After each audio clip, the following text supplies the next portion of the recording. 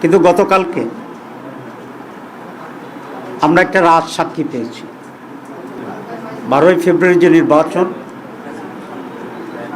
সেটি বাহ্যিকভাবে মোটামুটি অ্যাকসেপ্টেবল একটা নির্বাচন, কিন্তু সময় যেতে যেতেই সেদিন সন্ধ্যা থেকে খবর আসছিল যে নানা জায়গায় কেন্দ্র দখল হয়েছে, জাল ভোট দেওয়া হয়েছে, আমাদের এজেন্টদেরকে জোর করে বের করে দেওয়া হয়েছে, অনেক জায়গায় এজেন্টদেরকে শুরু থেকে ঢুকতে দেওয়া হয়নি, এবং প্রিসাইডিং অফিসার এবং তাদের এজেন্টের যোগসাজশে ব্যালট কাটা হয়েছে।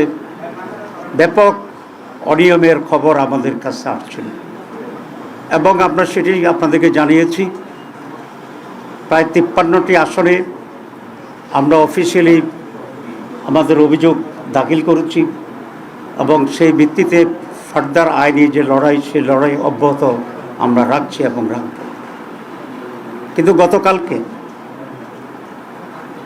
আমরা একটা রাজ সাক্ষী পেয়েছি।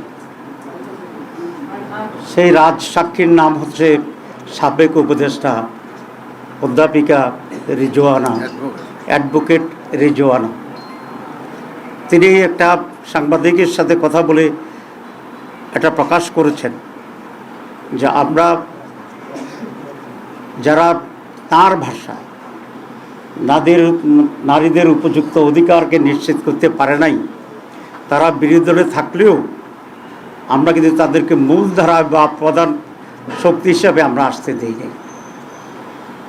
তাহলে বোঝা যায় আমরা যে ইলেকশন ইঞ্জিনিয়ারের যে কথা আসছিল বা আসছে, সেটাকেই উনি নিজেই স্বীকার করে রাজ সাক্ষী